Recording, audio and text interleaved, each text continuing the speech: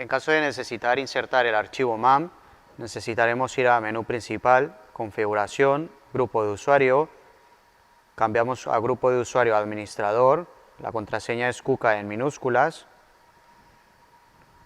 y vamos a menú principal, puesta en servicio, datos de robot, y el botón MAM RDC transmitido nos abrirá la opción para escoger la ruta hacia donde tenemos el archivo MAM. El archivo MAM tiene como nombre el número de serie del robot y extensión .mam.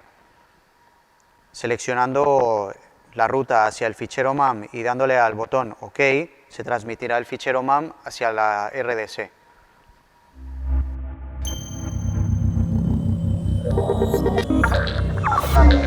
Orange Intelligenz.